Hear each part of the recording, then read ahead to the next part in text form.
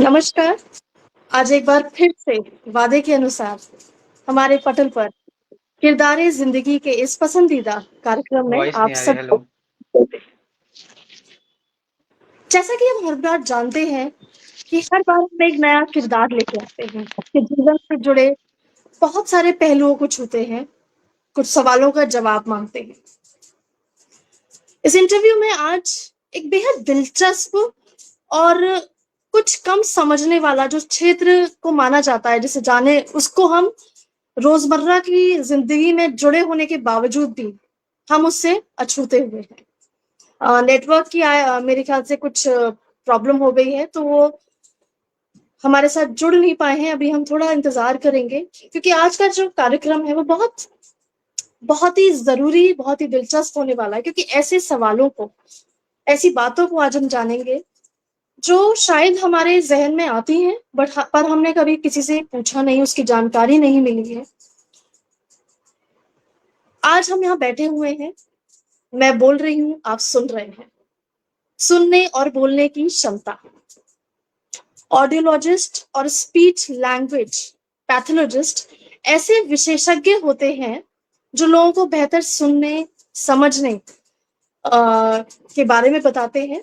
और जब हम सुनने और समझने की बात करते हैं, तो उसका आत्मविश्वास से बिल्कुल एक जुड़ाव है, वो जुड़ा हुआ है। अगर हम किसी बात को समझ सकते हैं पूरी तरह, और हम अपनी बात को कभी किसी को बता सकते हैं, तो उससे एक रिश्ते की एक आत्मविश्वास पैदा होता है। ये कहना गलत भी नहीं होगा कि हर रिश्ते की नींव ही कम्युनिकेशन है। और बहुत सारी जो बहुत सारी परेशानियां हमारी आज की रोजमर्रा की जिंदगी में आती हैं, वो कम्युनिकेशन की वजह से ही आती हैं। कि हम, कई बार आपने अपने घर में भी सुना होगा कि मैं ऐसा नहीं बोलना चाह रहा था, या मैं ऐसा नहीं बोलना चाह रही थी, या फिर सुना होगा कि कुछ गलत समझा तुमने, मेरा मतलब ये नहीं था। तो ऐसी बहुत सारी चीजें आप लोगों ने आज सुनी होंगी, और उसी से जुड़ा हुआ आज का हमारा विषय है। मैं बता देती हूँ हमारे किरदार कौन है, किन्हें हम ढूंढ के लाए हैं इस बार। हमारे साथ जुड़ेंगे आदरणीय विवेकानंद पांडे जी, जो एक सीनियर ऑडियोलॉजिस्ट है और स्पीच लैंग्वेज पैथोलॉजिस्ट है। अभी वो जुड़ नहीं पा रहे हैं, तो कुछ आपस में ही बात करते हैं। अगर आप चाहें तो अपने सवाल या अपनी कुछ मन की बातें कमेंट सेक्शन में दे सकते हैं।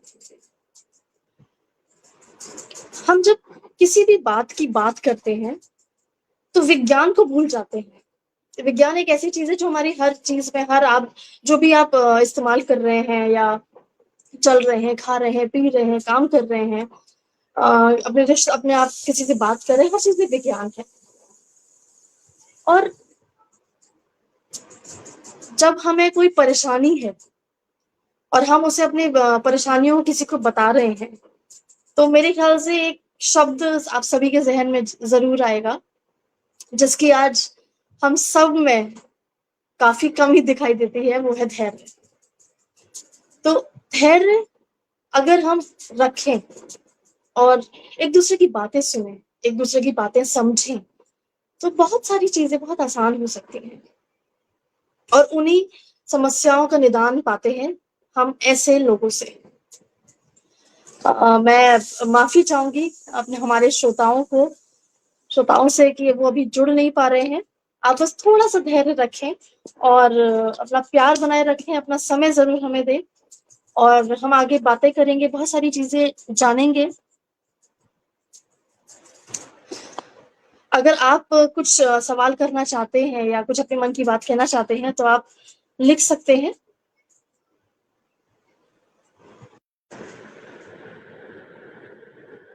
कोशिश करते हैं कि, और हम अपनी जो हमारी यात्रा थी, किरदारे जिंदगी की जो यात्रा थी, ये जो कार्यक्रम है, जैसे आप सब ने हमेशा बहुत प्यार दिया है, ये यूं ही चलता रहे, इसमें कुछ रुकावट ना आए। और इसकी जो संस्थापिका है, उन्होंने कभी इस कार्यक्रम में रुकावट नहीं आने दी है, और आज वो कहीं कहीं जगह पे हैं, उस वजह से भी मुझे लग रहा है कि शायद कनेक्टिविटी में कुछ प्रॉब्लम आ गई है। मैं एक बार कोशिश करूंगी कि वो जुड़े।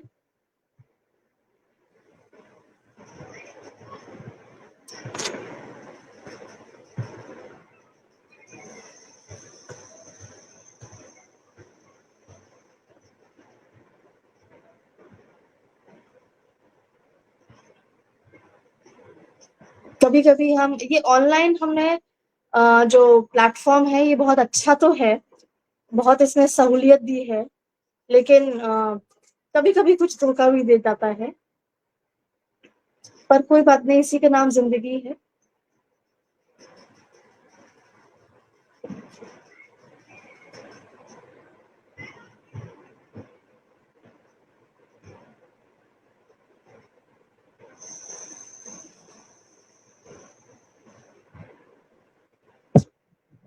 थोड़ी देर और कोशिश कर रहे हैं। उधर से संस्थापिका हमारी जो विभा जी है वो लगी कोशिश कर रही हैं जुड़ने का।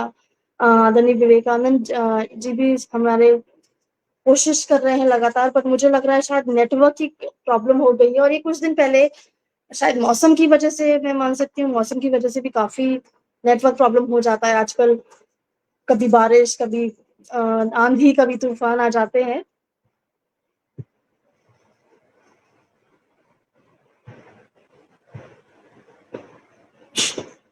थोड़ी देर और रुकते हैं और फिर कोशिश करेंगे कि हम इस, मुझे लग रहा है ये कार्यक्रम को कहीं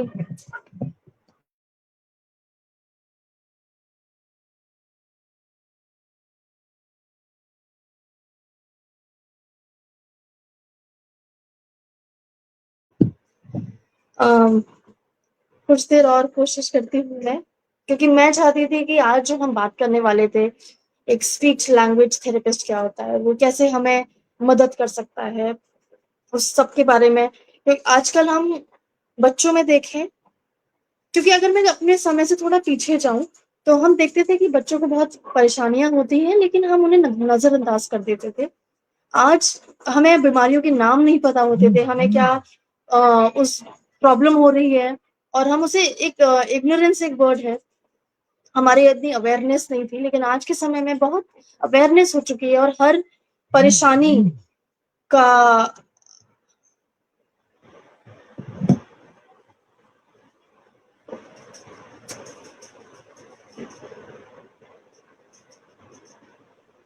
हर परेशानी का आ, हल है हमारे पास।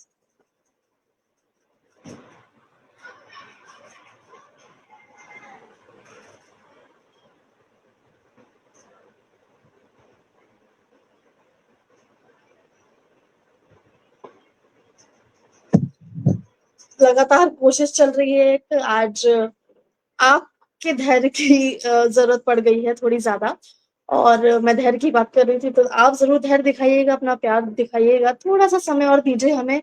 हम पूरी कोशिश कर रहे हैं कि हमारे साथ जुड़े, और हम वो सारी बातें, वो सारे प्रश्नों को लें जिनके जवाब आज जुड़ चुके हैं। आपको मेरी आवाज आ रही है?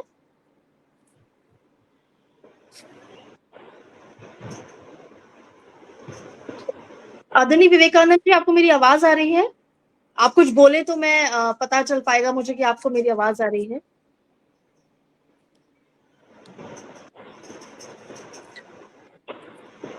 मुझे लग रहा है आज धैर्य शायद जवाब न दे जाए आप सभी का। विवेकानंद जी, आपको मेरी आवाज आ रही है?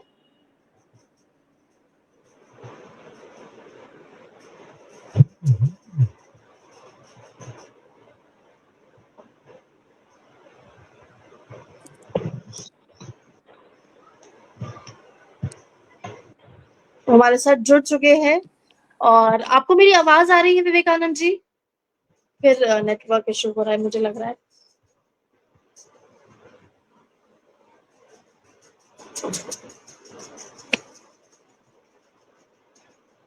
एक कार्यक्रम को हम बड़े ही प्यार से सींचते हैं, उसे निखारते हैं, बहुत मेहनत लगती है एक कार्यक्रम को करने से पहले।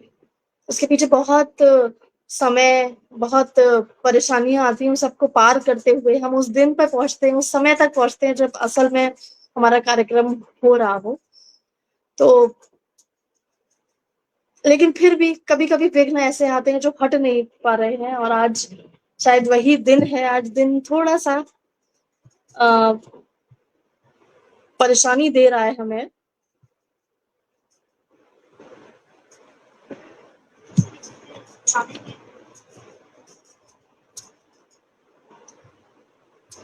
कुछ लोग अभी सुरेंद्र कुमार शर्मा जी जुड़ चुके हैं। नमस्कार,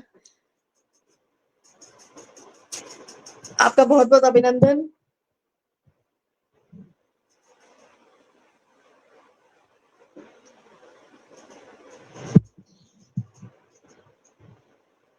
कुछ देर और कोशिश कर रही हूँ मैं कि वो हमारे साथ जुड़ जाएं।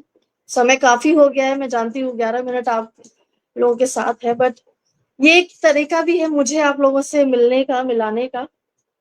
तो मुझे अच्छा लगता है, और मैं ये दिन ढूंढती हूँ कि मुझे मिले ये दिन, क्योंकि बहुत मुश्किल से समय नहीं मिलता है अपने श्रोताओं से जुड़ने का, अपने लोगों से जुड़ने का। और एक, ये मंच एक परिवार जैसा बन जाता है, बन गया है।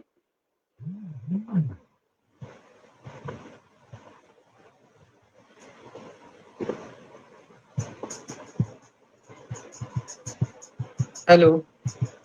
एक बार फिर से वो जुड़े हैं, और मैं पूरी उम्मीद कर रही हूँ कि आवाज आ रही है आपको मेरी?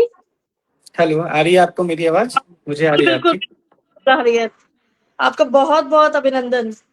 बहुत थैंक मुश्किलों से जुड़े हैं और जुड़ गए। ये ही बहुत बड़ी बात है कि जुड़ पाए आप। बहुत देर से हम कोशिश कर रहे थे आपको जोड़ने की। आपका बहुत बहुत स्वागत करती हूँ इस पर। आप समय बहुत नहीं लूंगी मैं। अ, सीधे सबसे पहले मैं आपसे पूछना चाहूंगी, आपके बारे में बस थोड़ा सा बता दूं अपने दर्शकों को। वैसे मैं बता चुकी थी, क्योंकि मुझे लगा थोड़ा बता देती हूँ। आप बहुत एक अनुभवी सीनियर ऑडियोलॉजिस्ट हैं और स्पीच लैंग्वेज पैथोलॉजिस्ट हैं, जो बच्चों और बड़ों में सुनने, बोलने, भाषा और संचार संबंधी समस्याओं के मूल्यांकन और निदान की बात करते हैं। तो सबसे पहले तो मेरा प्रश्न यही होगा कि जो आज आप इस पोजीशन पे हैं, आप ऑडियोलॉजिस्ट हैं, स्पीच लैंग्वेज थेरेपी पैथोलॉजिस्ट हैं, उसके लिए प्रेरणा कहाँ से मिली आपको? क्या आपके जीवन में कुछ ऐसा हुआ है? तो अपनी प्रेरणा का जो स्रोत है वो जरा हम सभी को बताएं। जी, बिल्कुल, बिल्कुल बताएँगे। एक्चुअली मेरा थोड़ा-सा बैकग्राउंड जो है वो मेडिकल फील्ड से है। हमारे चाचा डॉक्टर हैं, वो डिस्ट्रिक्ट हॉस्पिटल में पोस्टेड हैं। जब मैं उनके पास रहता था, अपनी प्रारंभिक शिक्षा उनके पास से ही मैंने पूरी कंप्लीट की है। तो कुछ मरीज़ आया करते थे जो सुन नहीं सकते थे, कुछ बूढ़े लोग आया करते थे, कुछ बच्चा तो उसका ट्रीटमेंट जो है वो ग्रामीण क्षेत्रों में हो नहीं पाया करता था। तो जी मेरे चाचा जी ने कहा कि एक बार ट्राई करो उसके बारे में। उन्होंने स्टडी किया, फिर मुझे बताया कि एक ऐसी चीजें होती है जिसे आप कर लो तो ऐसी समस्या वाले बच्चे और पेरेंट्स का आप हेल्प कर सकते हो। फिर हम लोगों ने डिसाइड किया। मेरी एजुकेशन जो है king George medical university Lucknow से कंप्लीट हुई है। मैंने वहीं से एजुकेशन किया। मैं रहने वाला भी यूपी का ही हूँ। मेरा होम टाउन बलिया है और जी अभी जी, मैं प्रेजेंट में रीवा में कार्यरत हूँ। क्या बात है, बहुत। तो आजकल जैसे समस्या आप बच्चों और बड़ों दोनों को ही आप देखते हैं, तो मेरा एक सवाल ये होगा कि आजकल सबसे ज्यादा समस्या बच्चों में क्या देखते हैं? देखिए, आजकल जो बच्चों में सबसे ज़्यादा समस्या देखने को मिल रही है ना, सोशल कम्युनिकेशन डिसऑर्डर। आप लोगों ने भी, जितने भी लोग जुड़े हुए हैं और आपने भी ये देखा होगा ना, एक बीमारी ऑटिज़्म, जी एडीएचडी, जी बहुत सारे ऐसे बच्चे आपके आस-पास ही होंगे अभी तो। मतलब हर जगह दिल्ली-उल्ली जैसे सिटीज़ में तो बहुत ज़्यादा ही देखने को मिल रहे हैं। तो मोस्टली जी हमारे पास अधिकतर बच्चे ऑटिज़्म से रिलेटेड है। ग्लोबल डेवलपमेंट डिले जिसका है। कुछ ऐसे भी बच्चे हैं जो सुन नहीं सकते, उनकी भी थेरेपीज़ वगैरह चलती है हमारे यहाँ। जी जी। आपसे और भी सवाल पूछूंगी, पर एक बार जिन लोगों ने हमारा बहुत साथ दिया और आज कुछ ज्यादा ही साथ दिया है, बहुत धैर्य से हमारे साथ बंधे रहे हैं, उनको बहुत बहुत अभिनंदन, बहुत बहुत धन्यवाद ज्ञापित करना चाहूंगी। हमारे साथ आदरणीय सुरेंद्र सागर जी शुरुआत से जुड़े हैं। बहुत बहुत आभार सर आपका जुड़े रहने के लिए। हमारे पटल के बहुत बड़े मजबूत पिलर आप हैं। आदरणीय साधना शर्मा जी, आपका बहुत बहुत अभिनंदन करती हूँ। आदरणीय उमेश कुमार शर्मा जी, स्वागत है आपका।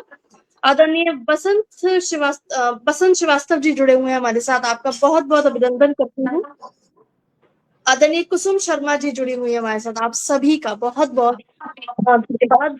और आज कुछ खास हुआ है क्योंकि इतना प्यार से, इतने धैर्य से सब हमारे साथ बंधे रहे, उसके लिए बहुत बहुत धन्यवाद एक बार फिर से। विवेकानंद जी, आपसे पूछूंगी, आपने अभी बोला कि दिल्ली एनसीआर में बहुत केसेस होते हैं आजकल, ये जगह से क्या फर्क है? क्या देखिए मैंने छोटी इस सिटी उसका क्या बताए, उसका थोड़ा सा मुझे बताइए। देखिए मैंने स्पेसिफिक एक मेट्रो सिटीज का जिक्र इसलिए किया था क्योंकि जितना ज्यादा पेरेंट्स, आजकल पेरेंट्स क्या है ना कि माँ बाप दोनों वर्किंग हो गए हैं, मम्मी पापा दोनों भी वर्क करने लगे हैं और बच्चे के लिए उनके पास टाइम नहीं रहता है। तो बच्चे में सोशल कम्युनिकेशन डिसऑर्डर आ जाता है। क्या बच्चा पूरे टाइम एक स्क्रीन एक्सप्लोजर देखता है, फोन देख रहा है, टीवी देख रहा है, या खुद के खिलौनों से ही अकेले खेल रहा है, तो सेल्फ प्ले कर रहा है, पेरेंटल प्ले नहीं मिल रहा है। तो ये ज्यादातर मेट्रो सिटीज में अभी ज्यादा हो रही हैं, जैसे दिल्ली, नोएडा, मुंबई, गुजरात, ये सब सिटीज में ना ये बहुत ज्यादा पॉइंट किए जा रहे हैं और नोटिस किए जा रहे हैं। बहुत सारे स्टडीज और रिसर्च में भी ये पता चला है कि मेट्रो सिटी में ऐसे बच्चों की संख्या बहुत ज्यादा है। ग्रामीण क्षेत्र में अभी भी ज्वाइंट फैमिली है, जैसे मैं रीवा में रहता हूँ, कोई हमारे पास पेशेंट आता है तो उसकी दादी, बाबा, पापा, चाचा सभी लोग एक ग्रुप बना के आते हैं उस बच्चे को दिखाने के लिए। और मेट्रो सिटी में ऐसा नहीं है, इसलिए ये संख्या जो है बच्चों के ना बोलने का या ऑटिज्म होने का, ये मेट्रो सिटीज में ज्यादा है, या ऐसी फैमिली में ज्यादा है जो अकेले रहते हैं, जो बिल्कुल सेपरेट तरीके से अपनी लाइफ जी रहे हैं। जी जी। जैसे आपने बताया सिटीज का थोड़ा फर्क है क्योंकि उनकी दिनचर्या अलग है, घर पे बच्चे अकेले हैं। आजकल न्यूक्लियर फैमिलीज का चलन चल चुका है, छोटे शहरों में या गांव में अभी भी दादा दादी सब जॉइंट फैमिली में रहते हैं, उसका भी फर्क, उसका भी आपने बताया फर्क पड़ता है। तो मैं उसी से, फिर से हमारा नेटवर्क चला गया है, उसी से जुड़ा मेरा एक सवाल था। तब तक मैं, हमारे साथ आदरणीय राकेश राज पार्थ जी जुड़ चुके हैं, आपका बहुत बहुत अभिनंदन करती हूँ, वंदन करती हूँ। उसके साथ हमारे साथ आदरणीय कुसुम शर्मा जी जुड़ चुकी हैं, उनका भी मैं अभिनंदन करती हूँ। आदरणीय पुष्पलता तेनालीराज जुड़ चुकी हैं, आपका बहुत बहुत सभी का अभिनंदन। हाँ, तो आपसे जुड़ा, जो आपने अभी बात करी सिटीज के बारे में आप बात कर रहे थे, उसी से जुड़ा मेरा सवाल है कि आज कुछ लुका छिपी थोड़ी सी ज्यादा हो रही है।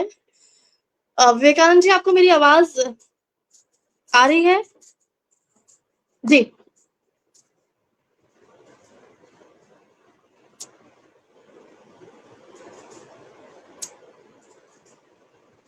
आपका कैमरा शायद ऑफ है, इसलिए शायद आपकी आवाज नहीं आ रही है। चलिए, जब तक वो जुड़ते हैं, एक बात मैं बताना चाहूंगी। जैसे कि उन्होंने बताया कि हमारे ये ऑटिज्म, सब ये शब्द ऐसा है, शायद अब सब इससे रूबरू अवेयर हो, सबके जहन में ये शब्द है। बहुत सालों पहले हम बहुत सारी बीमारियों को जानते नहीं थे, उन्हें पहचानते नहीं थे। आज के जमाने में हमारी अवेयरनेस बढ़ चुकी है, हमारी जानकारी बढ़ चुकी है, और उसकी वजह से हमारे लिए आसान हो जाता है किसी भी बीमारी को जानना, उसे पहचानना। और मैं हमेशा मानती हूँ कि किसी भी बीमारी को पहचानना उसकी तरफ, उसके लिए सबसे बड़ा जो कदम है वही है। बीमारी सही ही तब होगी जब हम उसे सही पहचानेंगे। अगर आप किसी डॉक्टर के पास भी जाते हो तो डॉक्टर अच्छा है या बुरा है, ये उसकी डायग्नोसिस पे बहुत असर पे प्रभाव, उसके डायग्नोसिस पे बहुत बताया जाता है कि उसका डॉक्टर अच्छा है कि नहीं है। तो डायग्नोसिस करना बहुत जरूरी है। मैं ये सोच रही थी कि शहर में तो हमें, चलिए पता है, आजकल जहां मैं रहती हूँ वहां पे भी मुझे काफी बच्चे दिखाई देते हैं, और बहुत अच्छे से वो बच्चे, उनके माता पिता ने उन्हें बिल्कुल इस तरह उस तरह पाला है, उसी अलग बिल्कुल एक अलग अलग तरीके का वातावरण नहीं दिया है उनके। हाँ, उनके उनके साथ चैलेंजेस ज्यादा होंगे, उनके साथ मुश्किलें ज्यादा होंगी, इसमें कोई दो राय नहीं है। लेकिन अगर आप उन बच्चों से मिलें तो वो बहुत आपके जैसे ही लगते हैं, और उनमें कुछ आप भेद नहीं बता सकते। ऐसे बहुत से बच्चे मैंने देखे हैं, और मैं एक बात और बताना चाहूंगी कि मैं पढ़ाती थी, यूनिवर्सिटी में पढ़ाती थी, तो वहां पे एक स्पेशल स्कूल भी था। और सच में तब हमें देखने में समझ में आता है कि अगर आप बच्चों को सही दिशा दें, सही तरीके से पढ़ाएं, सही तरीके से उनकी देख रेख करें, सही तरीके से उनका पालन पोषण करें, तो वो बच्चा अलग ही निखर के आता है। बहुत सारी पिक्चरें देखी होंगी आजकल तो बॉलीवुड की वजह से कुछ अच्छा ना हुआ हो, लेकिन ये जरूर अच्छा हो गया कि कुछ चीजें हमें पता चल गई, जैसे डिसलेक्सिया, ये वर्ड हमें तारे जमीन पर पिक्चर जो थी उसमें था, लेकिन आज हर किसी को पता है कि डिसलेक्सिया क्या है। एक बीमारी होती है जो पढ़ने लिखने की बीमारी होती है, जिसे बीमारी भी नहीं, उसे डिसऑर्डर और डिजीज में भी आजकल बहुत फर्क किया जाता है, स्पेशली एबल्ड होता है। तो इन सब चीजों को ध्यान में रखकर अगर हम किसी भी बच्चे को उस तरीके से उसकी देख रेख करें, उसे पढ़ाएं, उसे उस तरीके की एजुकेशन दें, तो वो बहुत सही राह पे चल सकता है, बिल्कुल जैसे हम और आप हैं वैसे कर सकते हैं। अब आप जुड़ पांडे जी, अब मत जाइएगा, अब आप रुकिए, थोड़ा सा नेटवर्क को थाम के रखने की कोशिश करते हैं और जल्दी से मैं सवाल पूछ लेती हूँ। जो आपने बात करी थी उसी से जुड़ा हुआ मेरा सवाल है कि जब आप सिटीज और अर्बन, ये रूरल और अर्बन की बात कर रहे हैं, ग्रामीण क्षेत्र और शहरों की बात कर रहे हैं, तो क्या ऐसा भी है कि जो ग्रामीण क्षेत्र है वहां अवेयरनेस नहीं है और वहां जानकारी नहीं है कि बच्चे कोई प्रॉब्लम है? क्योंकि कुछ सालों पहले अगर मैं जाऊं तो हमें बहुत सारी चीजें पता भी नहीं थी, आज हमें बहुत सारी बीमारियों के बारे में पता है, और ना ही सिर्फ ऑटिज्म, ऐसी बहुत सारी चीजें हैं, बहुत सारी स्पेशल एबल्ड, हमारी टर्म, हमारी भाषा बदल चुकी है, हमारा नजरिया बदल चुका है ऐसे लोगों की तरफ। तो क्या इसका ये भी फर्क हो सकता है कि ग्रामीण क्षेत्र में हमें अभी भी जानकारी उतनी नहीं है? बिल्कुल ऐसा है, ऐसा बिल्कुल है। बहुत सारे ग्रामीण क्षेत्रों में अभी भी लोग, ऐसा हो गया है कि उनके घर में 4 बच्चे हैं, एक बच्चा अगर ऐसा हो गया तो वो ये मान लेते हैं कि ये भगवान ने दे दिया ऐसे, वो ऐसे ही रहने वाला है, उसका कोई ट्रीटमेंट नहीं, कोई असेसमेंट नहीं, कोई डायग्नोसिस नहीं बनवाते हैं।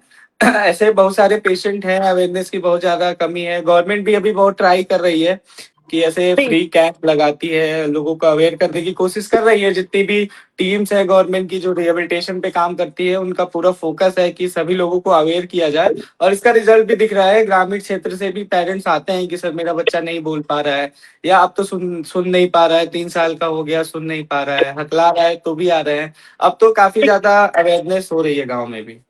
जी जी जी, बहुत अच्छी बात है। आपका जैसे माता पिता की अगर मैं बात करूं, तो कौन सी ऐसी उम्र होती है, 1 साल, 2 साल या 3 साल, किस उम्र पर कोई भी परेशानी अगर उन्हें दिख रही है तो पहचानना जरूरी होता है? या आप कभी भी पहचाने तो देर नहीं हुई है, ऐसा ऐसा इस प्रॉब्लम का सोल्यूशन होता है? बिल्कुल, देखिए अगर बच्चा 2 साल के आसपास हो गया है, 2 साल के जी आसपास होने के बाद भी वो नेम रिस्पॉन्स नहीं दे रहा है, कि जैसे कोई बच्चा है उसका नाम राहुल है और पेरेंट्स बुला रहे हैं राहुल, वो आई पलट नहीं रहा है, देख नहीं रहा है, आई कांटेक्ट नहीं दे रहा है, या छोटे छोटे कमांड नहीं ले रहा है कि बैठ जाओ, खड़े हो जाओ, आ जाओ। पेरेंटल प्ले नहीं कर रहा है कि वो साथ में बैठ के किसी भी गेम में इंगेज नहीं हो रहा है, आई कांटेक्ट नहीं दे रहा है, इंगेज नहीं हो रहा है, कमांड नहीं ले रहा है, तो ये एक वार्निंग साइंस हो सकते हैं किसी बच्चे के लिए। ऐसा मैं नहीं कह रहा हूँ कि वो होगा ही, पर एक ये जी जी वार्निंग साइन हो सकते हैं। हो सकता है कि उस बच्चे में कोई स्पेशल या न्यूरो डेवलपमेंट डिसऑर्डर जनरेट हो रहा हो। तुरंत उस बच्चे को एक पीडियाट्रिशियन, एक स्पीच थेरेपिस्ट को तुरंत दिखाना चाहिए। उनकी पूरी टीम बताती है कि बच्चा अभी किस लेवल पे है, इसको थेरेपी या फिर रिहेबिलिटेशन की नीड है या नहीं है। जी। और ये जो स्पीच थेरेपी है, थोड़ा इसके बारे में बताएंगे कि आप किस तरह करते हैं? बच्चों पे और बड़ों पे इसमें अंतर क्या होता है? बड़ों में अगर अगर स्पीच थेरेपी आपने देखी और बच्चों में देखी है तो उसमें अंतर क्या होता है, ये बताइए। देखिए जो बड़ों में स्पीच थेरेपी की रिक्वायरमेंट होती है वो ऐसे होती है कि एडल्ट में स्टैमरिंग की प्रॉब्लम हो गई, हकलाना हो गया, और जी कभी कभी जैसे आपने देखा होगा कि ब्रेन स्ट्रोक आ गया, आपने सुना होगा कि किसी को ब्रेन हेमरेज हुआ और स्पीच चली गई। उस जी कंडीशन में जी क्या होता है कि ब्रेन का हमारा एक हिस्सा होता है ब्रोकाज एरिया, ब्रेन के जो बोलने के लिए कार्यरत होता है हमारी बॉडी में, उसमें जी एक गांठ पड़ जाती है। मैं ऐसे सरलता भाषा में बताने की कोशिश करूंगा, एकदम बिल्कुल सरल। उसमें गांठ जी पड़ जाती है जिसे हम मेडिकल टर्म में ब्रोकाज अफेजिया कहते हैं, जिस कारण से पेशेंट अंडरस्टैंडिंग तो रहती है। आप पूछेंगी फैन कहाँ है, तो वो दिखा देगा कि फैन ऊपर है, पर आप बोलेंगे कि फैन बोलो, तो वो नहीं बोल पाएगा, फ्रस्ट्रेट होगा, गुस्सा करेगा, उसकी आवाज जी नहीं आएगी। तो उस केस में एडल्ट में स्पीच थेरेपिस्ट उस पे काम करता है, उससे ट्राई करता है बुलवाने के लिए, और होता है। बच्चों में बेसिकली हमें उसकी नीड पे काम करना होता है कि बच्चा अभी किस लेवल पे है, जब मेरे पास आया तो उसकी कंडीशन क्या है, उसको आइडेंटिफिकेशन है कि नहीं ऑब्जेक्ट का। जैसे बच्चे को एप्पल नहीं पता, एप्पल क्या होता है उसको पता ही नहीं है, तो पहले एक स्पीच थेरेपिस्ट उसको समझाता है कि ये एप्पल है, ये बॉल है, ये कैट है। फिर हम जाते हैं उसके बुलवाने के ऊपर। वो एक लंबा प्रोसेस होता है। बच्चे और एडल्ट में ये अंतर होता है, एडल्ट को सब कुछ पता होता है, उसको बस हमें बताना होता है। जैसे स्टैंडिंग वाला पेरेंट जो पेशेंट जो होता है उसको सब कुछ आ रहा होता है, उसको बस हकलाहट होती है। जैसे वो पब्लिक प्लेस पे गया, किसी को प्रेजेंट करना है, तो उस समय वो नर्वस हो जाएगा और वो हकलाना स्टार्ट कर देगा। जी जी जी। ऐसे भी कुछ मैंने केसेस देखे हैं कि नर्वसनेस में अगर स्टैमरिंग होती है, पर अगर वैसे आम जिंदगी में वो अगर बोल रहे होते हैं तो वो आराम से बोल पाते हैं, तो ये नर्वसनेस की वजह से होता है। बिल्कुल, देखिए कुछ कंडीशन में क्या होता है कि जैसे हमें अपने सीनियर को प्रेजेंट करना है, सपोज करिए मुझे अपने डिपार्टमेंट के हेड को प्रेजेंट करना है, तो मैं उसके जी सामने बोलने जाऊंगा तो मैं नर्वस हो जाऊंगा, मैं बोल नहीं जी पाऊंगा। वो एक अलग पैटर्न है, वो इमोशनली नर्वस हो रहा है कि मुझे अपने सीनियर को प्रेजेंट करना है। पर स्टैम्पिंग में क्या होता है कि हम वो हर स्पेसिफिक पर्सन से हकलाएंगे जिसे मैंने नहीं देखा है। जैसे कोई लड़का है, सपोज करिए वो किसी लड़की को अपने सीनियर्स को ऐसे प्रेजेंट करने जा रहा है, तो उस समय वो बहुत ज्यादा हकलाएगा। जैसे वो नॉर्मल अपनी मम्मी पापा से थोड़ा सा कम हकलाएगा, पर वो जब पब्लिक को प्रेजेंट करेगा, अपने दोस्त को प्रेजेंट करेगा, तो उस समय वो ज्यादा हकलाएगा। जी। अ, तो मेरे ख्याल से जैसे आप बच्चों को और बड़ों दोनों को देखते हैं, और आपने जैसे बताया कि एक स्टेप कम है, बच्चों को आपको हर चीज पहले बतानी पड़ेगी और बड़ा वो जानकारी लेके आया है, तो चैलेंजेस भी बच्चों में ज्यादा आते होंगे, बड़ों में कम आते होंगे। देखिए तो कुछ आप जी उनके बारे चैलेंजेस में तो कुछ। दोनों चैलेंजेस तो दोनों के केस में आता है। बच्चों जी में क्या होता है कि अगर पेरेंट्स अवेयर है, वो हमारी थेरेपिस्ट और डॉक्टर की बताई हुई चीजों को फॉलो कर रहा है, उसके इंस्ट्रक्शन को समझ रहा है और बच्चे की नीड को समझ रहा है। अगर कोई बच्चा है, सपोज करिए कोई ऑटिस्टिक बच्चा है, ऑटिज्म है, एएसडी बोलते हैं उसको, ऑटिज्म स्पेक्ट्रम डिसऑर्डर, उसका बच्चा है, उसके पास स्पीच नहीं है, तो वो कम्युनिकेट नहीं कर पा रहा है आपकी भाषा में, पर वो कम्युनिकेट करने का प्रयास कर रहा है। जैसे सपोज उसको पेन चाहिए, तो वो ये नहीं बोल पा रहा है कि मुझे पेन चाहिए, पर वो रोएगा। अब वो अच्छा। आपको पहचानना है कि वो किस लिए रो रहा है, वो चीजों को पॉइंट आउट कर रहा है, मतलब उसको पेन चाहिए, वो कम्युनिकेट कर रहा है अपनी लैंग्वेज में, वो कम्युनिकेट करने की कोशिश कर रहा है, आपको बताने की कोशिश कर रहा है।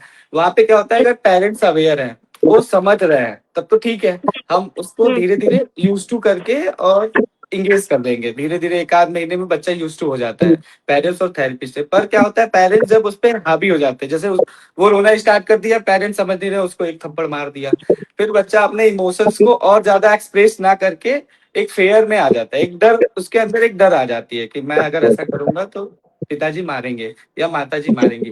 तो मैं पेरेंट्स को भी कहना चाहूंगा कि वो भी ऐसा बिल्कुल ना करें। अगर आपका स्पेशल चाइल्ड है, किसी भी तरीके का स्पेशल चाइल्ड हो, किसी भी डिसऑर्डर से ग्रसित हो, तो आप उसकी नीड को समझिए कि वो कहना क्या चाहता है, किस तरीके से आपको एक्सप्लेन कर रहा है, उसको फील करिए, फिर उसको समझाने की कोशिश करिए।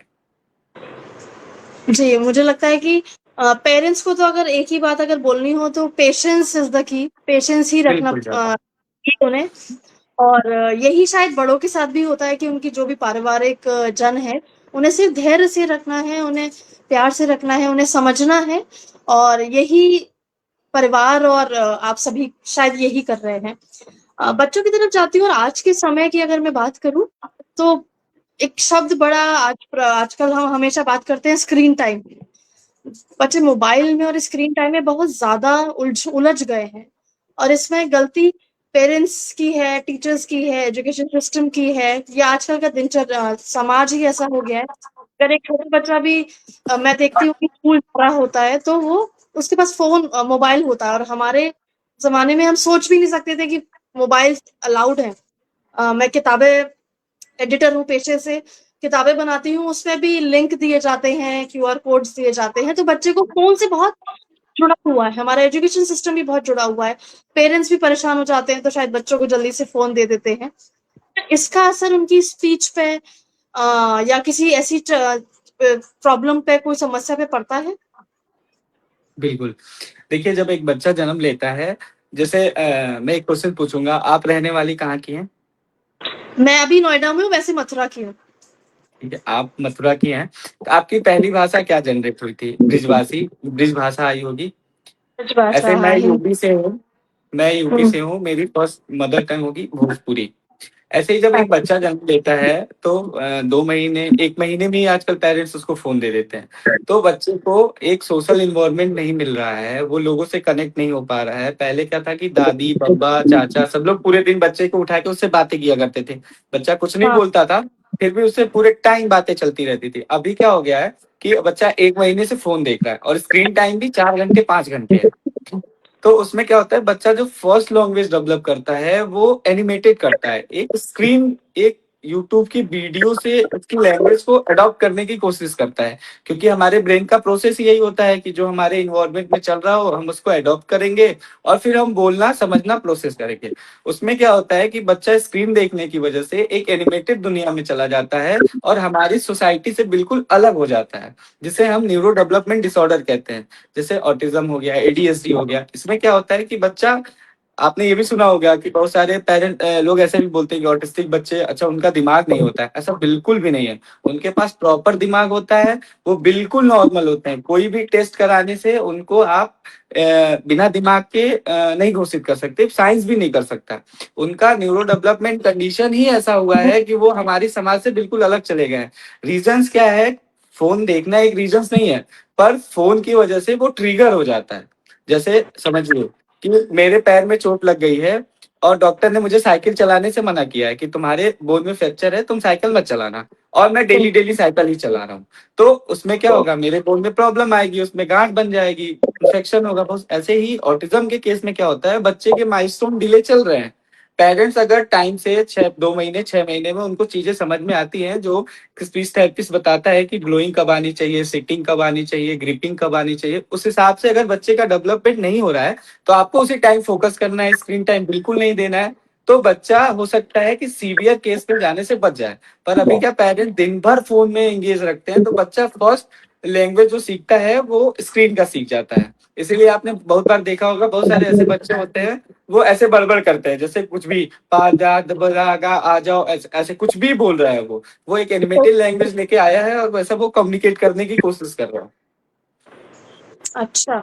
तो मैं हमेशा बोलती हूँ कि अगर हम कोई बात, किसी बात को मना करने के लिए कह रहे हैं और उसके पीछे का विज्ञान अगर बता दें, तो इंसान जल्दी उसे एक्सेप्ट कर लेगा और शायद करने की ज्यादा कोशिश करेगा। तो मुझे लग रहा है आज ये बात सुनकर, स्पेशली जो माता पिता हैं जिनके छोटे बच्चे हैं घरों में, वो इस बात को जरूर समझेंगे कि मोबाइल ना देने की वजह, असल वजह क्या है। क्योंकि घरों में तो सब बड़े बोल देते हैं कि फोन मत दो, लेकिन जो माता पिता हैं वो बड़े परेशान हो जाते हैं और झट से फोन दे देते हैं कि थोड़ी देर शांति बनी रहेगी।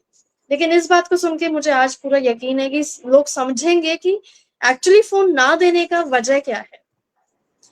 तो इसी बात से मैं जुड़ा एक सवाल पूछूंगी। आपने बताया कि ये ट्रिगर होता है, और तो इसके एएसडी होने की वजह क्या क्या हो सकती है? क्या जेनेटिक, इसका कुछ, इसकी वजह बताइए कि वजह क्या क्या हो सकती है, और क्या ये पूरी तरह ठीक हो सकता है? और एक बात और मैं बताना चाहूंगी कि मेरे आसपास मैंने कुछ बच्चों को देखा है जो इस स्पेक्ट्रम में आते हैं, और वो बहुत जैसे आपने शुरू में भी बताया कि बिल्कुल नॉर्मल होते हैं। मतलब आप हर काम करते हैं, हर वो काम कर रहे हैं जो नॉर्मल एक बच्चा कर रहा है। बहुत स्मार्ट इंटेलिजेंट बच्चों को देखा है जो एएसडी के इस स्पेक्ट्रम में आते हैं, और उनका श्रेय शायद उनके पेरेंट्स और उनके जो थेरेपिस्ट, उन्होंने सही समय पे शायद उनको सही दिशा दी, उसकी वजह से हो सकता है। तो उन्हें देखकर और आपकी बात सुनकर ये तो मुझे आज समझ में आ गया, और हमारे श्रोताओं को जरूर समझ में आ गया होगा कि अगर सही समय पर अगर हम पहचान लें तो फोकस करें, तो बच्चों को आगे आने वाली जो बड़ी परेशानी है उससे बचाया जा सकता है और उन्हें सही किया जा सकता है। आप काफी लोगों से मिलते होंगे, काफी बच्चों से मिलते होंगे, बड़ों से मिलते होंगे। कभी कुछ ऐसा आपने ऐसा केस कोई याद है जो आपके दिमाग में एक अलग छाप छोड़ गया हो, और अगर ऐसा है तो क्या था वो और ऐसा क्यों है? उसके बारे में कुछ बताना चाहेंगे आप? देखिए, अभी तो हम लोगों के लिए अभी आपने 2-3 सवाल पूछा, मैं एक-एक करके सब बताऊँगा। अभी देखिए हर एक speech language therapist, occupational therapist और खास करके न्यूरो डेवलपमेंट पीडियाट्रिशियन जो है, वो सबके लिए एक टास्क बनता जा रहा है। जैसे आपने एक सवाल पूछा कि सर इसके क्या-क्या रीज़न्स हो सकते हैं? अभी एक्चुअल बताएँ तो साइंस के पास ऐसा कोई भी एक ऐसा रीजन्स नहीं है जिसमें हम मुहर लगा के बोल दें कि ये रीजन्स ही था आपके बच्चे में, इसलिए आपका बच्चा ऑटिस्टिक हो गया। ऐसा अभी कोई भी साइंटिफिक रीजन पूरे वर्ल्ड में नहीं मिला है। जैसे आपने पूछा कि ये जेनेटिक भी हो सकता है, तो अभी कुछ स्टडीज़ आई हैं फॉरेन की जिसमें ये श्योर हुआ है कि हाँ, बच्चा जेनेटिकली भी ऑटिस्टिक हो सकता है। जेनेटिक ऑटिज़्म होने का मतलब है कि बच्चा न्यूरोलॉजिकल कुछ प्रॉब्लम लेके, कुछ ऐसे सिग्नल्स लेके आएगा। बट क्या होता है कि अगर हम उसको प्रॉपर कुछ सिम्पटम्स दिख जाते हैं कि जैसे आपको बच्चा पैदा हुआ, वो रोया नहीं। डॉक्टर्स जब आप दिखाने जाएँगे, पेरेंट्स जो हैं वो जब डॉक्टर्स को दिखाने जाते हैं तो उनका एक कॉमन सवाल रहता है कि जब बच्चा पैदा हुआ था तो वो रोया था कि नहीं रोया था? तो ये सब रीज़न्स जो होते हैं, अगर आप फाइंड आउट है कि मेरा बच्चा रोया ही नहीं है जन्म लेते, तो इसका मतलब है कि बच्चे के ब्रेन में ऑक्सीजन अच्छे से नहीं पहुँचा है। तो हो सकता है कि वो आगे चल के कुछ प्रॉब्लम्स क्रिएट कर दे। आपको प्रॉपर एक पीडियाट्रिशियन के संपर्क में रहना है। कोई भी ऐसे सिम्पटम्स दिखते हैं, देखिए मेजरली प्रॉब्लम क्या होता है कि बच्चा अगर जन्म में नहीं रोया, तो आपने सुना होगा कि बच्चे को झटका आता है। ऐसा सुना होगा आपने कि कोई बच्चा है 2 साल, 3 साल, 1 साल का, उसे झटके आ रहे हैं। तो ये रीज़न्स होता है कि बच्चे को झटके आते हैं। झटके आने से क्या होता है, उसके सारे माइलस्टोन डिले हो जाते हैं। झटके मतलब सीजर्स की बात कर रहे हो? सीजर्स की बात कर रहा हूँ मैं, हुँ, जिसमें ब्रेन में कोई एक हिस्सा होता है जिसमें ऑक्सीजन प्रॉपर तरीके से जन्म लेते समय नहीं जाता है। होता क्या है जी, कि बच्चा जन्म लेने के बाद रोता है, रोना बहुत ज़रूरी है। अगर बच्चा जो नहीं रो रहा है, उसको आगे चल के प्रॉब्लम्स कई सारी हो सकती है। बच्चा रोता है तो उसके ब्रेन में प्रॉपर ऑक्सीजन जाता है, जिससे बच्चे के ब्रेन अच्छे से डेवलप होना स्टार्ट होता है। जन्म के समय ओके, की बात कर रहा हूँ। अगर जी, बच्चे को सीजर्स आ रहे हैं, तो उस कंडीशन में क्या होता है कि एक डॉक्टर ईईजी वगैरह सब टेस्ट कराता है, जिससे ये फाइंड होता है कि सीजर्स क्यों आ रहे हैं, किस कारण से आ रहे हैं कि नहीं आ रहे हैं तो सीवियरिटी क्या है। अगर किसी बच्चे को सीजर्स आ रहे हैं तो उसका डेवलपमेंट डिले भी हो सकता है, उसकी स्पीच नहीं आ सकती है, उसकी हियरिंग भी जा सकती है, वो कम्युनिकेट भी नहीं कर सकता है। अगर ऐसा कुछ भी होता है, मैं पेरेंट्स को समझाता रहता हूँ, और ये जो मैं प्रॉब्लम की बात कर रहा हूँ, ये ज़्यादा अवेयरनेस ना होने के कारण, जानकारी ना होने के कारण बहुत सारे बच्चे ऐसे ही घूम रहे हैं, ऐसे ही बड़े हो रहे हैं। वो 16 साल, 17 साल के हो गए, अभी भी झटके उनको आ रहे हैं। तो मेरे कहने का मतलब ये है कि ऐसे पेरेंट्स, अगर आपको कोई भी सिम्पटम्स ऐसे दिखते हैं, आपको तुरंत डॉक्टर से संपर्क करना है। अभी तो जितने भी आस-पास आपके कोई भी मेडिकल कॉलेज हो, वहाँ सारी जगह पे न्यूरो डेवलपमेंट के डॉक्टर्स आने लगे हैं, स्पीच लैंग्वेज थेरेपिस्ट भी आने लगे हैं। नियर बाय सबके आस-पास तो बड़े हॉस्पिटल होते ही हैं, मेडिकल कॉलेज होता है, डिस्ट्रिक्ट हॉस्पिटल होता है। आप वहाँ जाइए, पूरी टीम बैठी हुई है। गवर्नमेंट हर जगह, हर डिस्ट्रिक्ट हॉस्पिटल पे अभी तो पोस्टिंग करने लगा है। किसी को भी ऐसी कोई समस्या आपके आस-पास बच्चे में दिखती है, तो आप उनको अवेयर करिए, बताइए, समझाइए। जी। हम जभी भी एक किरदार को लाते हैं या कोई भी कार्यक्रम करते हैं, इसके साथ-साथ हमारी परिचर्चा भी होती है हर रविवार इस पटल पर। हर बार कोशिश करते हैं कि ऐसे लोगों से बातचीत करें जो बहुत ज़रूरी है समाज में रहने के लिए। आज आपके द्वारा हमें ऐसी बहुत सारी जानकारी मिली है जो, जैसा आप बार-बार मुझे बोल रहे हैं कि आपने सुना होगा। हम सब ने सुना बहुत कुछ है, लेकिन उसके पीछे का जो विज्ञान है, क्या करना है ये नहीं पता, क्यों करना है ये नहीं पता, और आज इसके से जुड़े आपने बहुत सारे जवाब दिए, उसके लिए बहुत-बहुत साधुवाद बीच में ही देना चाहूँगी मैं आपको। और उम्मीद करती हूँ जो श्रोता हमें सुन रहे हैं अभी और बाद में भी सुनेंगे, तो इस कार्यक्रम को ज़रूर सुनें, इस कार्यक्रम को ज़्यादा से ज़्यादा शेयर करें, क्योंकि ये एक ऐसी समस्या है जो आपके, मेरे, सबके आस-पास है। और ये बच्चों से जुड़ी हुई है, मेजरली बच्चों से जुड़ी हुई है, और उन्हें हमें आइडेंटिफ़ाई करना है, उन्हें पहचानना है, और उसमें माता-पिता की बहुत बड़ी एक भागीदारी होती है। उन्हें बहुत ज़रूरी है ध्यान रखना, अपने बच्चों की हर एक, जो हर कुछ का काम कर रहे हैं, क्या रिएक्शंस दे रहे हैं, क्या रिएक्शंस नहीं दे रहे हैं, उन सबको ध्यान में रखना बहुत ज़रूरी है, क्योंकि आज की छोटी-सी परेशानी आपके जीवन में बड़ी समस्या पैदा कर सकती है। बहुत-बहुत धन्यवाद आपका। इसी से जुड़ा एक इस बातचीत को हम आगे बढ़ाते हैं। आज टेक्नोलॉजी के थ्रू हम जुड़े हुए हैं, और शुरू में जब आप जुड़ नहीं पा रहे थे तो मैं टेक्नोलॉजी के बारे में ही लोगों को बता रही थी कि कभी-कभी टेक्नोलॉजी धोखा दे देती है, लेकिन फिर साथ भी दे देती है और बिल्कुल पकड़ के रखती है। बहुत आसान करी है उसने हमारी ज़िंदगी। आपके कैरियर में आप जो काम कर रहे हैं, स्पीच थेरेपिस्ट हैं, ऑडियोलॉजिस्ट हैं, उसमें टेक्नोलॉजी कितना योगदान है और उससे क्या फायदा होता है? देखिए बेसिकली हमारे फील्ड में टेक्नोलॉजी में अगर बात करें तो जैसे मैं आपने बताया कि मैं एक ऑडियोलॉजिस्ट और स्पीच लैंग्वेज पैथोलॉजिस्ट हूँ। ऑडियोलॉजी सेक्टर में टेक्नोलॉजी के आ जाने से हमें बहुत सारी सुविधाएं मिली हैं, बहुत ही ज्यादा हाईटेक मशीनें आ गई हैं। हमें हियरिंग चेकअप करने के लिए जो इंस्ट्रूमेंट आते हैं वो हाईटेक हो गए हैं। हियरिंग एड भी आजकल बहुत अच्छे अच्छे आने लगे हैं। अब तो ऐसे ऐसे हियरिंग एड आने लगे हैं कि दिखाई नहीं देंगे आपको, वो कान के अंदर लगे होंगे, दिखाई नहीं देंगे। तो अभी टेक्नोलॉजी अपडेट होने से ये सब सारे बेनिफिट तो हो रहे हैं। अभी कॉक्लिया इम्प्लांट जैसे कोई बच्चा है जो बचपन से नहीं सुन पाता है, बहरा ही है, पैदा ही हुआ है, उस पे हम कॉक्लिया इम्प्लांट कराते हैं। उसमें अभी बहुत अच्छी अच्छी मशीनें आने लगी हैं जिससे बच्चे को बिल्कुल नॉर्मल इन्वायरमेंट की तरह आवाजें जाती है, जिससे बच्चा बिल्कुल नॉर्मल हमारे और आपकी तरह कम्युनिकेट करना धीरे धीरे स्टार्ट कर देता है। टेक्नोलॉजी का यही फायदा है, बचपन से सुन रहे हैं कि विज्ञान ने बहुत कुछ दिया है, और उसके उपयोग पर निर्भर करता है कि ये वो फायदेमंद है या नुकसानदायक है। तो जैसा आपने बताया, टेक्नोलॉजी आपके काम में बहुत बड़ा उसका योगदान है, बहुत बड़ा हिस्सा है टेक्नोलॉजी का। और ये पूछना चाहूंगी, जब टेक्नोलॉजी नहीं थी, ये अभी आई है, कुछ साल पहले आई है, और जब ये टेक्नोलॉजी नहीं थी तो उसमें कुछ अंतर आया है आपके काम में? बिल्कुल बेशक देखिए आप जल्दी हो जाता है या उसकी एफिशिएंसी बढ़ गई है, वो बेहतर हो पाता है, क्या क्या फर्क आया है? देखिए पहले क्या होता था कि जब इतने ज्यादा रिसोर्सेज नहीं थे, हम लोग कॉलेज में रहते हैं, जब मैं पढ़ाई कर रहा था उस समय भी कुछ टेक्नोलॉजी अच्छी ही आ गई थी, बहुत अच्छी आ गई थी। बट उस समय भी आज भी मेडिकल कॉलेज में, जो पुराने मेडिकल कॉलेज में, उसमें जो इंस्ट्रूमेंट रखे हुए हैं ना, वो ऐसे 10 फीट 12 फीट के आने लगे थे। अभी भी रखे हैं बहुत सारे मेडिकल कॉलेज में, जो लोग जाते होंगे टेस्टिंग कराने वो देखते होंगे कि बहुत बड़ी बड़ी मशीनें आने लगी हैं। पर अभी अपडेशन की वजह से वो बहुत पोर्टेबल आने लगी है, काम वही कर रही हैं जो एक 10 फीट का बॉक्स करता था, वही काम आज 1 फीट के बॉक्स में भी होने लगा है। बहुत सारे इंस्ट्रूमेंट हैं, जैसे इम्पिडेंस हो गया, ऑटोस्कोप हो गया, बहुत सारे ऐसे इंस्ट्रूमेंट हैं हमारे फील्ड में जो पहले बहुत बड़े बड़े आया करते थे, जिसे हमें एक रूम से दूसरे रूम में शिफ्ट करने के लिए सोचना पड़ता था। आजकल तो एक बैग में लेके चले जाते हैं। जी। आप स्पीच पैथोलॉजिस्ट हैं, तो आपका काम एग्जैक्टली क्या है कि जब आपके पास कोई बच्चा आता है जैसे बोलने में परेशानी है, जैसे या बोलने में परेशानी है या हकलाहट है, या अलग अलग तरीके की समस्याएं हैं, उसका वो पूरी तरह ठीक हो जाती है, या आप उसे कम कर सकते हैं या मैनेज कर सकते हैं, या कुछ कुछ बिल्कुल लेवल उस तक ठीक हो सकता है और उसके बाद नहीं ठीक हो सकता, उसके बारे में भी थोड़ा बताओ। देखिए ये डिपेंड करता है कि आप किस बीमारी के बारे में बात कर रहे हैं।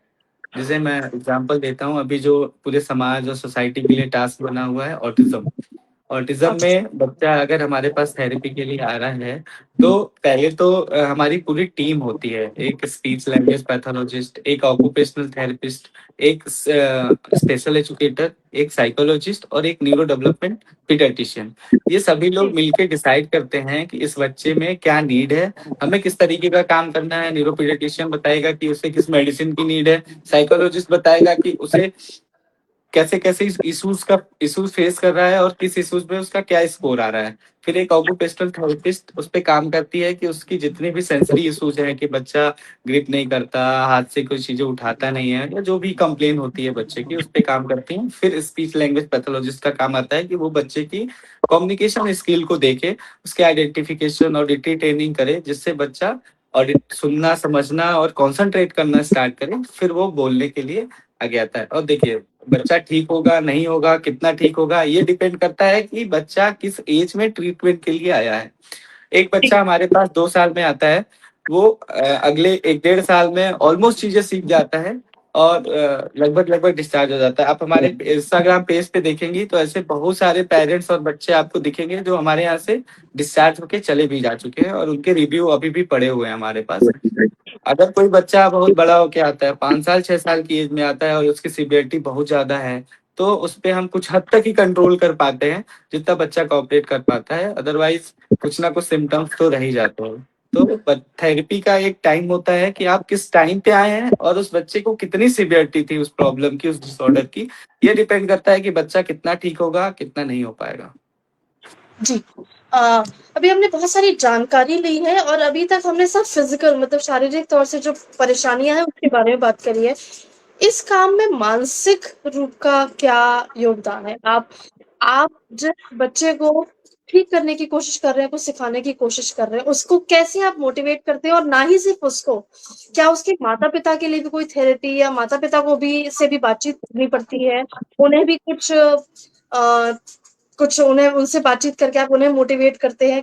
उनका भी कोई योगदान होता है? उनसे भी आप जुड़े होते हैं या सिर्फ आपका बच्चों से ही काम होता है या जो भी पेशेंट आकर आपके पास आया? देखिए, हमारे क्लिनिक में एक मैनेजमेंट होता है जो कि केवल पेरेंट्स से ही कोऑर्डिनेट करता है। जो हमारे क्लिनिक का इंचार्ज होगा, जैसे मैं क्लिनिक का इंचार्ज हूँ, मेरे अंडर एक स्टाफ होगा, उसके अंदर एक कोऑर्डिनेटर होगा। स्टाफ का काम होगा बच्चे को ट्रीट करना। हमारा एक कोऑर्डिनेटर होगा जो पेरेंट्स से ये समझेगा कि उनके बच्चे में क्या क्या प्रॉब्लम फेस आ रही है। जैसे सपोज किसी का बच्चा है, उसके पेरेंट्स आए, बोले सर 2 दिन से मेरा बच्चा नहीं सो रहा है। तो हमारा कोऑर्डिनेटर उसको समझाएगा कि मैडम देखिए, जैसे अभी वेदर चेंज हो रहा है, इस कारण से ऑटिज्म वाले बच्चों में इन्वायरमेंट चेंज होने की वजह से उनमें कुछ प्रॉब्लम्स, रिग्रेशन देखने को मिलते हैं। तो एक पूरी काउंसलिंग बच्चे के अलावा पेरेंट्स की जाती है, जो हमारे यहाँ हर हर 3 दिन पे या हफ्ते में एक दिन हम हर पेरेंट्स को बुलाते हैं, उनको समझाते हैं, उनको मोटिवेट करते हैं, क्योंकि बिना मोटिवेशन के ये बिल्कुल भी पॉसिबल ही नहीं है कि आप बच्चा ठीक कर पाए। बच्चा थेरेपी सेंटर में 1 घंटे के लिए आता है, अगर उसकी मम्मी डिमोटिवेट रहेगी तो वो बच्चे पे कभी काम नहीं कर पाएगी, वो एक जगह बैठ के रोती रहेगी। बिल्कुल। थेरेपिस्ट या किसी भी डॉक्टर्स का जो एक स्पेशल चाइल्ड के साथ काम कर रहे हैं, उनका पूरा फोकस ये होना चाहिए कि वो बच्चे के जो उसका एडवांटेज है वो उसकी माँ को बताए। डिसएडवांटेज तो बहुत सारे उसकी माँ को दिख ही रहा है। आप एडवांटेज बताएंगे तो वो मोटिवेट होगी और वो एक सिरे से फिर से काम करना स्टार्ट करेगी, जो बच्चे के लिए बहुत हेल्पफुल होता है। क्या होता है कि पेरेंट्स में भी कभी कभी कम्युनिकेशन गैप हो जाता है कि बच्चे को प्रॉब्लम है, माँ एक्सेप्ट कर ली, पिताजी कर ही नहीं रहे, अरे कुछ नहीं है, तुम पागल बना रही हो या कुछ भी ऐसा वगैरह। या माँ बाप दोनों अवेयर है, उनकी फैमिली है जो ग्रैंड पेरेंट्स हैं वो अवेयर नहीं है, तो वो कुछ भी ऐसे बोलते रहते हैं। उस सिचुएशंस में हमें पेरेंट्स को बहुत ज्यादा मोटिवेट करने की नीड पड़ती है और ऐसा करना चाहिए। ऐसे इंडिया के सारे थेरेपिस्ट को ये काम करना चाहिए कि बच्चे पे तो करें ही करें, पेरेंट्स के बीच में बैठे, पेरेंट्स वेटिंग एरिया में बैठे और एक एक करके सारे पेरेंट्स को समझाएं, एक इन्वॉल्वमेंट बनाएं, एक फैमिली इन्वॉल्वमेंट बनाएं, जिससे बच्चे में काफी हेल्प मिलती है ठीक करने के लिए। जी, जी, बिल्कुल, बिल्कुल सही बात है।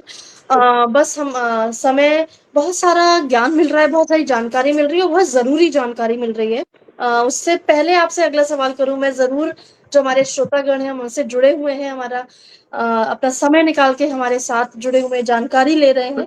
उनके एक बार फिर से धन्यवाद देना चाहूँगी। आदरणीय मालती रोहिला जी जुड़ चुकी हैं हमारे साथ। आपका बहुत-बहुत अभिनंदन करती हूँ। आदरणीय पुष्पलता तनेजा जी जुड़ी हुई हैं, आदरणीय साधना जी जुड़ी हुई, लगातार हमें आप लोगों के मैसेज आ रहे हैं। आदरणीय कुसुमलता जी जुड़ी हुई हैं।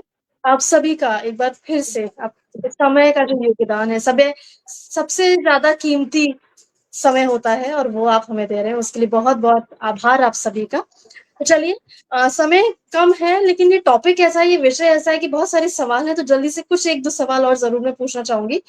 अब आते हैं आपके बारे में, कुछ आपके बारे में जानकारी लेते हैं। आपने जो एक करियर चुना है, उसके लिए किसी भी इंसान को आज अगर आप बोलना चाहें कि आपके पास कोई आए कि मैं ये करियर परस्यू करना चाहता हूँ, इस करियर में आना चाहता हूँ, सबसे ज़्यादा ज़रूरी चीज़ क्या होनी चाहिए उस इंसान? देखिए, उस पर्सन के अंदर सबसे ज्यादा जो आना चाहिए वो पेशेंस होना चाहिए, क्योंकि हमारे फील्ड में पेशेंस बहुत ही जरूरी है। क्योंकि कभी कभी क्या होता है, आपको मेरे चेहरे पे बहुत सारे निशान दिख रहे होंगे, ये सारे जी, निशान हमें बच्चों ने दिए हैं।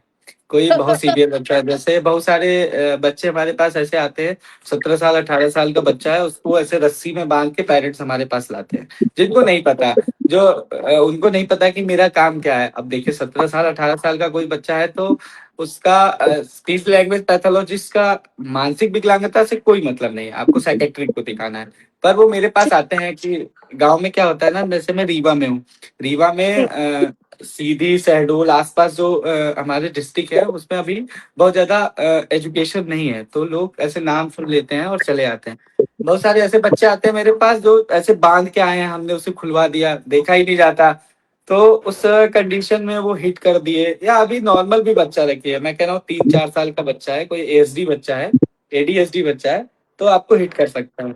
और आप उसे हिट नहीं करेंगे क्योंकि वो जान के आपको नहीं मार रहा है, उसको पता ही नहीं है कि वो आपको मार रहा है। भाई आपको पेशेंस के साथ उसे समझाना है, वो एक आध महीने के बाद एकदम यूज टू हो जाता है, आपसे फ्रेंडली हो जाता है। तो हमारी फील्ड में आने के लिए सबसे पहला पेशेंस होना चाहिए, आपका फोकस होना चाहिए इस चीज में।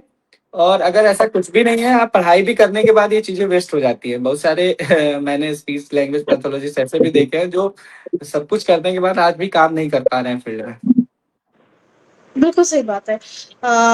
माता पिता एक बच्चे से परेशान हो जाते हैं और आप इतने सारे बच्चों के बीच होते हैं, उन्हें समझाते हैं, उन्हें उनकी बात समझने की कोशिश करते हैं, ये बहुत बड़ी बात है।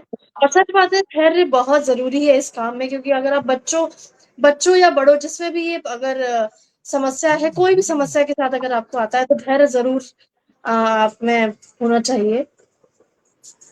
अंत में मैं जरूर पूछना चाहूंगी, इस करियर का अगर कोई बच्चा, जैसे मैंने पूछा आपसे कि धैर्य होना चाहिए, आपने बताया कि ये क्वालिटी होनी चाहिए, इस करियर का स्कोप क्या है? अब वो बच्चा कैसे आगे बढ़ सकता है? वो देख सकता है कि मैं ये पढ़ाई करूं तब मैं ये बनूंगा, उसके बारे में थोड़ा करियर की वाइज थोड़ा, जो बच्चे बनना चाहते हैं, आपकी बात सुन के शायद मैं पूरी उम्मीद करती हूँ कि आपकी बात सुन के आज बहुत सारे बच्चे सोचेंगे कि मैं यही काउंसलिंग का जो करियर है वो परस्यू करूं। उसके लिए क्या करना चाहिए, क्या करना, उसके बारे में जरा बताएं बच्चों को। देखिए बिल्कुल हमारी फील्ड बिल्कुल बहुत अच्छी फील्ड है। अगर इसमें आप जुड़ते हैं, स्कोप तो इतना ज्यादा है कि आपको हर मेडिकल कॉलेज में अभी वैकेंसी आ रही है। गवर्नमेंट का प्लान है कि हर सीएससी हर पीएससी में रखा जाए, हर डिस्ट्रिक्ट में कम से कम ऐसे 2 सेंटर बनाए जा रहे हैं जो गवर्नमेंट के अंडर में आएंगे, गवर्नमेंट जॉब भी मिल जाएगी। और जो रही आपको इस फील्ड में कैसे एंट्री लेनी है, तो हर इंस्टीट्यूट का अलग अलग, हर यूनिवर्सिटी का अलग अलग अपना एंट्रेंस एग्जाम होता है। हमारा फील्ड जो है जैसे एमबीबीएस एमसीआई के अंडर में आता है, मेडिकल काउंसिल ऑफ इंडिया, वैसे ही जो हमारा audiologist speech language pathologist RCI के अंडर में आता है, रिहेबिलिटेशन काउंसिल ऑफ इंडिया। तो हमारा जो हमारी ऑर्गेनाइजेशन है आरसीआई, उसके अपने अलग अलग पूरे इंडिया में यूनिवर्सिटीज हैं, जैसे एवाईजे मुंबई है, all India institute of hearing Mysore है, और doctor Shakuntala Mishra rehabilitation university Lucknow है, किंग जॉर्ज जी। मेडिकल यूनिवर्सिटी है। ऐसे बहुत सारे यूनिवर्सिटीज हैं जो फेमस हैं, जहाँ से आप जाके बहुत सारी चीजें सीख सकते हैं। बड़े इंस्टीट्यूशन से पढ़ेंगे तो वहाँ पे नॉलेज बहुत ज्यादा मिलती है, पेरेंट्स पेशेंट बहुत ज्यादा देखने को मिलते हैं। जितना ज्यादा आप पेशेंट देखेंगे मेडिकल फील्ड में, उतना ज्यादा आपको एक्सपीरियंस होगा और आप चीजों को एक्सपोज कर सकते हैं। बिल्कुल। बहुत बहुत आभार आपका, आपने इतना सारा बातें बताई हैं, और आज मुझे लग रहा है कि जो लोग भी ये सुन रहे होंगे, जो लोग आगे सुनेंगे, उनका एक नजरिया बदलेगा उन बच्चों की तरफ। और उन्हें अलग ना देखें, उन्हें अलग ना समझें, उन्हें अपने जैसा ही समझें, बस थोड़ी सी एक अलग तरीके की देखभाल की शायद ज्यादा थोड़ी जरूरत है उन बच्चों को, और कुछ नहीं।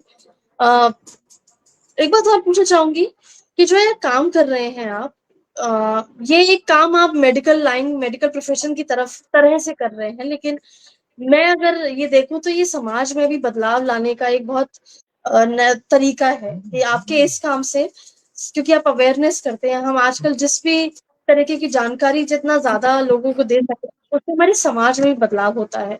और जैसा आपने शुरुआत में बताया था कि गांव और शहरों में यही फर्क भी आपने बताया था कि वहां थोड़ी थोड़ी शायद कम जानकारी है, यहाँ थोड़ी ज्यादा जानकारी है। तो बहुत बहुत उम्मीद करती हूँ और बहुत चाहती हूँ कि ये जानकारी सब तक पहुंचे और सब सही समय पर सही कदम लें। एक बात और पूछना चाहूँगी, आप स्पीच थेरेपी आप सेंटर्स की बात कर रहे थे, एक सेक्टर में हर जो डिविजन्स खोले जाएँ, अभी आपने जो बात करी, उसी से जुड़ा एक बात है कि क्या स्कूल में अगर स्पीच थेरेपी सेंटर्स होने चाहिए, या स्कूल का क्या योगदान हो सकता है इस प्रॉब्लम के, इस समस्या के लिए? देखिए, जितने भी सेंट्रल गवर्नमेंट के स्कूल्स हैं बच्चों के लिए, जैसे केंद्रीय विद्यालय हो गया और भी बहुत सारे जी, स्कूल्स हैं, वहाँ स्पेशल एजुकेटर रखे जा रहे हैं। स्पेशल एजुकेटर की वैकेंसियाँ और पोस्टिंग होना स्टार्ट हो गई है। गवर्नमेंट का भी प्लान आगे है कि ऐसे सारे स्कूल में स्पेशल ये नया एजुकेशन कंपल्सरी कर दिया जाए। ये नया कदम है जो आप बता रहे हैं, वैकेंसी जो है, या पहले भी बिल्कुल। थी?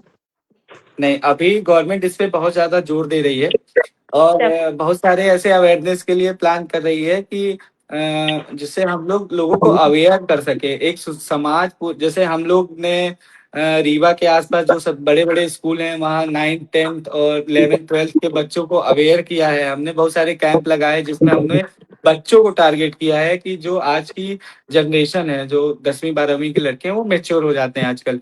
तो हम उनको समझाने का प्रयास करते हैं कि अगर उनकी सोसाइटी में या घर में कोई ऐसा स्पेशल चाइल्ड है तो उनको उसके साथ कैसे बिहेव करना है, कैसे उनको प्रेजेंट करना है, कैसे उन्हें मोटिवेट करना है। तो मुझे लगता है कि अगर हम ऐसा हम सभी लोग करें, हम लोगों की जो एक भावना है ऐसे बच्चों या ऐसे लोगों के लिए, हम उसको दूर कर सकते हैं। जी। अ, एक टीचर की भी मुझे लगता है काफ़ी अहम भूमिका होगी, अगर 2-3 साल का बच्चा नहीं, लेकिन जब इस बच्चा स्कूल जाने लगता है तो काफ़ी टीचर्स भी बच्चों पे अगर ध्यान दें और उनकी कुछ परेशानियाँ देखें, समस्याओं को इग्नोर ना करें, उन पे ध्यान दें, तो शायद उनका भी काफ़ी योगदान रहेगा, क्योंकि बच्चा स्कूल में भी काफ़ी समय निकालता है। एक बात और पूछना चाहूँगी कि ये जो प्रॉब्लम्स आपने जो समस्याओं के बारे में जो बताया है, स्पेशली ऑटिज़्म का जो स्पेक्ट्रम है, इसके बारे में आपने बताया है, इसके बारे में लोगों में गलतफ़हमियाँ बहुत हैं। तो कुछ गलतफ़हमियाँ के बारे में ज़रूर बताएँ कि कौन-सी गलतफ़हमियाँ हैं और उन्हें हटाना चाहिए? देखिए, कुछ तो चीज़ें ऐसी होती हैं कि कुछ लोग ये मान के बैठे हुए हैं कि हमारा बच्चा भगवान ने ऐसा ही पैदा किया है, तो वो ऐसा ही रह जाएगा। ये ठीक होने वाली चीज़ नहीं है। दूसरी चीज़ है कि आजकल समाज में ऐसा भी होता है कि किसी का बच्चा अगर ऐसा है तो जो नॉर्मल बच्चा है, नॉर्मल बच्चे के पेरेंट्स हैं, वो अपने बच्चे को उससे दूर रखने की कोशिश करते हैं। देखिए, छुआ-छूत की बीमारी तो है नहीं कि किसी कोई बच्चा ऑटिस्टिक है, वो जाके किसी को छू दिया, उसको ऑटिज़्म हो गया। ऐसा तो है नहीं। नॉर्मल सोसाइटी में ऐसी चीज़ें जो कोई ऐसा बच्चा है उसको तो उसको करना चाहिए। स्कूलों की बात आपने की, स्कूल में आजकल नया ट्रेंड चल गया है कि एक शैडो टीचर रखी जाती है। अभी तो ये गाँव-गाँव में होने लगा है कि हर स्कूल में एक इनके ऐसे बच्चों के लिए शैडो टीचर अपॉइंट करी जाती है। देखिए, ये एकदम फेलियर चीज़ है। शैडो टीचर होनी ही नहीं चाहिए। एक स्पेशल बच्चा स्कूल भेजा जाता है ताकि वो नॉर्मल बच्चों की तरह रह सके। एक नॉर्मल बच्चा होटल खोल जैसे टिकट खोलता है, वो बच्चा खुद से देखे, जॉब करे और करने की कोशिश करे। इसलिए एक डॉक्टर्स बोलता है कि आप बच्चे को स्कूल भेजिए। एक न्यूड बच्चा है, हमें ये उम्मीद नहीं है कि वो जाके 1 महीने 2 महीने में वो टेबल याद कर लेगा, अल्फ़ाबेट याद कर लेगा। किसी उम्मीद से कोई पेरेंट्स अपने बच्चे को नहीं भेजता है स्कूल। स्कूल भेजने का तात्पर्य हमारा बस यही रहता है कि बच्चा सोशल हो, बच्चा उस एज ग्रुप के बच्चों के साथ इन्वॉल्व हो जो उसकी एज ग्रुप है। पर स्कूल में ये ट्रेंड धीरे-धीरे बनता जा रहा है, जिसपे अभी तो गवर्नमेंट बहुत ज़्यादा एक्शन लेना स्टार्ट कर चुकी है। आगे और भी बहुत सारी चीज़ें गवर्नमेंट के प्रोसेस में चल रही है जो होंगी। जी। अ, बहुत-बहुत धन्यवाद आपका, आज समय निकाल के ये सारी बातें हमें हमसे साझा करने के लिए। और मैं पूरी उम्मीद करती हूँ कि आज के बाद से लोगों का ज़रूर ये नज़रिया, लोगों की सोच बदलेगी। आस-पास देखिए और ध्यान दीजिए ऐसे बच्चों पे, अगर आपकी नज़र में है, तो ज़रूर उनके माता-पिता, क्योंकि कई बार माता-पिता, जैसे आपने बताया, चूक जाते हैं, क्योंकि वो चाहते नहीं हैं, वो मानना नहीं चाहते। बहुत सारी चीज़ें हैं, बहुत सारी भ्रांतियाँ हैं, बहुत सारी गलतफ़हमियाँ हैं, जो भी आपने बताई। एक बार फिर से इस पटल की तरफ से और मेरी तरफ से आपका बहुत-बहुत अभिनंदन करती हूँ, थैंक और यू मैम। सभी श्रोता जो हमारे साथ जुड़े हुए हैं, बातें हमसे साझा कर रहे हैं, वो जुड़े हुए हैं। आदरणीय राजीव जी हमारे साथ जुड़ चुके हैं। आपका बहुत-बहुत अभिनंदन करती हूँ, और अंत में फिर से एक बार नेटवर्क की कनेक्टिविटी शायद चली गई है, पर कोई बात नहीं। आज बहुत सारी दिलचस्प बातें, बहुत जरूरी बातें, बहुत संजीदा बातें हम सबने सुनी है, और उम्मीद करती हूँ कि जो हमारी गलतफहमियां हैं, जो हमारे समाज में भ्रांतियां फैली हुई हैं, उन्हें हम हटाएंगे और एक सही राह, सही कदम लाएंगे, जिससे एक बच्चे का भविष्य बन सकता है। तो इस वादे के साथ कि अगले हफ्ते फिर से एक और किरदार के साथ आपके सामने जुड़ेंगे, कई सवालों के साथ, उनके जवाबों के लिए। शुभ रात्रि, जय हिंद, नमस्कार, धन्यवाद।